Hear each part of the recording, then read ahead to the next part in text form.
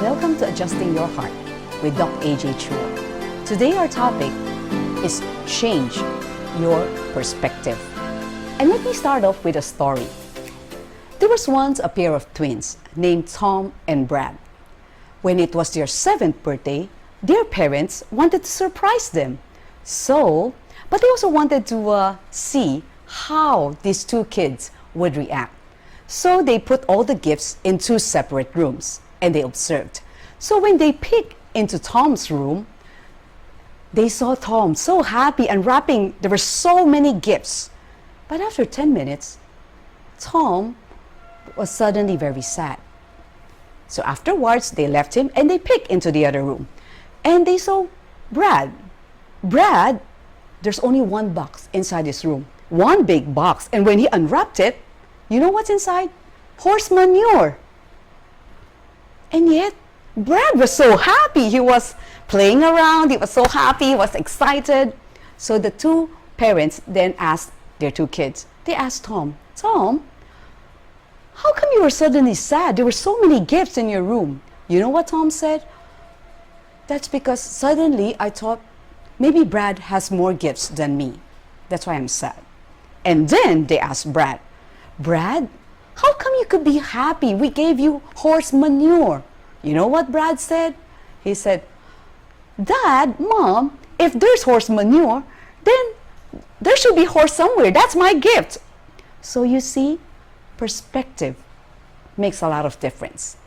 And yet many of us are like Tom. We tend to complain. We tend to see the negative side of things. The good news is, this can be improved. And I hope that the 3 tips I'm going to share today would help all of us. For the first one, it's learn to be optimistic. Martin Seligman, in his book Flourish, he conducted a study of hundreds of thousands of people and he divided it into 2 groups. For this group of people, these are cancer patients who survived. And then for this group of people are cancer patients who did not survive. And then what they did is they conducted a survey among the survivors. What made them survive? They have more or less the same level of cancer with this other group. And they found out 3 things that made them survive. The first is hope. These people have hope that when the doctor asked them to do something, it might change their lives. So when the doctor would say, you need surgery, they would go for surgery. They would, if the doctor said, go for chemotherapy or radiation, they would go, hoping that by doing so, they would get well. If the doctor said, change your lifestyle, make exercise, eat healthier foods, they would do so. So that gives them hope. So that is very important. Of course, along with it, the second and third would be, they have a purpose in life and they have the support of family and friends. But I'd like to focus on hope, because my first point is learn to be optimistic. Learn to see the positive side of things. Did you know that happy people, they tend to worry less? That's why they have more friends. They could land jobs easily, and they could keep jobs for a long time. They also have better immune system. That means better health. So I hope all of us will be able to develop optimism so that we would be able to live longer. And when you say optimism, can we really be optimistic even in times of problems? For instance, let's talk about traffic. That's a perennial problem in the Philippines. And we can. I'm going to show you 2 books, okay? I read a lot of books. And recently I read 2 of Francis Kong's books. And in one of these books, he says that, let's say when there's traffic, instead of fretting, you could listen to audiobooks. That's something he also advocates. Or maybe if you're with your family, then it's a good bonding time with your kids. Or maybe it's just a time that you would just think through things, but please don't text and drive. How about in sickness? Can we see something positive when somebody's sick? Let me share with you a personal experience. Several years ago, I had a sudden hearing loss problem. I can't hear in one of my ears. Of course, I went to the doctor. The doctor said there's nothing wrong with your outer ear, so it must be the nerves. So of course I have to get another opinion, and the doctor said the same thing. But this time the doctor said, you might have brain tumor. So I want you to go and have an MRI scan. Since my husband works at a call center at that time, he works night shift, I didn't want to bother him. So I went to the MRI alone. So after undergoing through the MRI, I went up to meet some of my friends as planned. We planned that several months ago. So of course they asked me, oh, where did you come from? What happened? And I shared with them what's happening with me. And they were shocked. They said, huh? You might have brain tumor and you still have this kind of, do you still want to meet with us? To have fun with us? Then I told them one thing. I said that if ever I had brain tumor, I only have two choices. One is to know that I have brain tumor, be depressed, and then I die. And the other is to find out that I have brain tumor, but I still want to live and maximize my life and live happily until I die. Then I said I'll opt for the second one. And if ever, let's say but thank God, after the MRI, thank God I don't have any brain tumor, and after taking 10 days of strong steroids, my hearing came back. But what about, let's say, breakups? Would something good come out of that? Can there be something positive about it?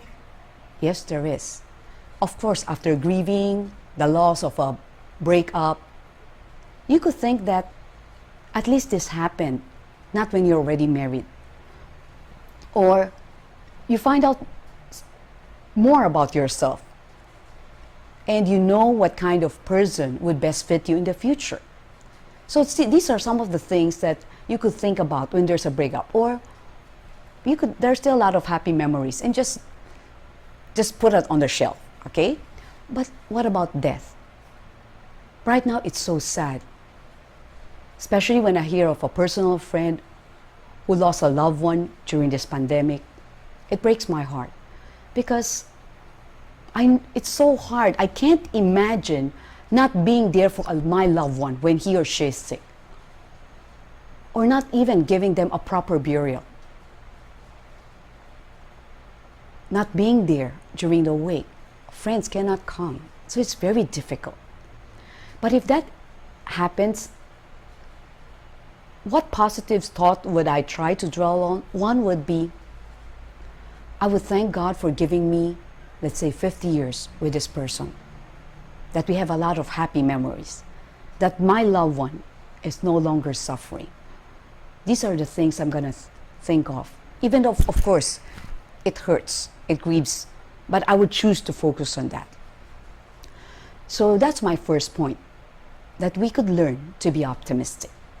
Second is learn to be content.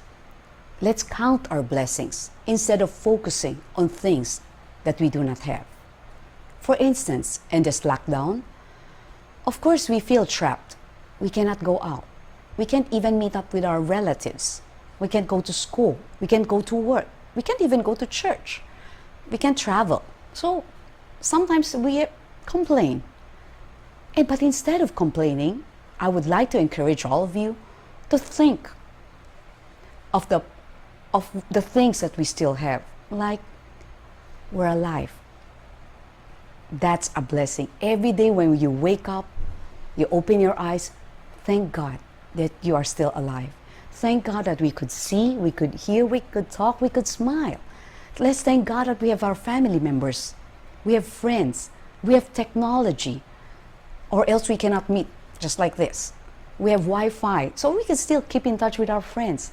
We have a shelter. We could eat 3 meals a day. So there's still so much that we could be thankful for. So let's be content. And you know what? Even in the book Flourish, he also advocates that every day, write down 3 things that you are thankful for, or 3 things that went well. I keep a journal every day, and that really helps.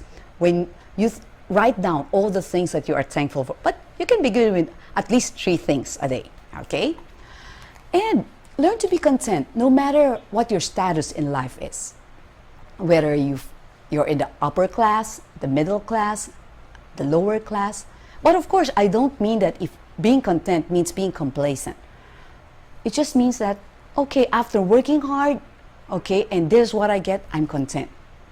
But I believe that when we work hard, when we work harder, when we work smarter, I'm sure we'll be able to achieve our goals in life. And we should also learn to be content, whether we're single or married. Let me share with you that my personal example. For those who don't know, I married quite late. I was single until I was age 39. And yet I was happily single. When people ask me, "Oh, Ate Jeanette, do you have a boyfriend? I said, no. Are you married? I said, no. But I said I'm happily single. Because as a single, I have more freedom. I can do the things that I want. I can pursue my dreams, take a doctorate. I have extra money to travel, extra time. But now that I'm happily married at the age 40, then I'm also thankful that I have a husband who cares for me. I have somebody who my travel buddy, and we could serve God together in the ministry. So whether you're single or married, just learn to be content. And lastly, learn to be proactive. That means focus on the solutions and not on the problem. I'd like to end with a story. The story that I read from Who Moved My Cheese. This was a best-selling book before. So in this book, it tells about 4 characters. 2 mice and then 2 little people. They all lived together in one part of a maze, and they shared a cheese together. But one day, they finished up eating the cheese. So the 2 mice, being mice, they said, "Oh, let's just get out of this place and let's look for some place else." And then they went out. But Ham and Haw, the 2 little people, they said, "Oh, maybe the cheese will return. Oh, and it's scary when we go out, we might get lost. Or there might not be any cheese in any of those mazes." And so they stayed, day after day, until they were so hungry. One of them said, "I think it's time for us to get out of here and look for cheese." But Ham didn't want to go out. So Haw just went out on his own. True enough, he encountered some obstacles, but eventually he found a place where there's cheese. But you know what happened to him? He died of starvation. So what's the moral story of Who Moved My Cheese? It means just we have to adapt to changes. Right now we have the new normal.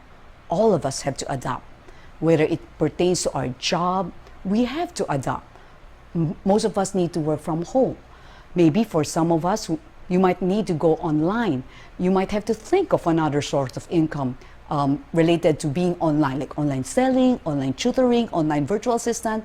Even in business, we also have to adapt. So I hope that in this episode, you would be able to change your perspective by learning to be optimistic, to be content, and to be proactive. So if you like this video, please click on right below and you could subscribe, because when you subscribe, then you will be updated to our next episode, which will always come out on Fridays. Thank you.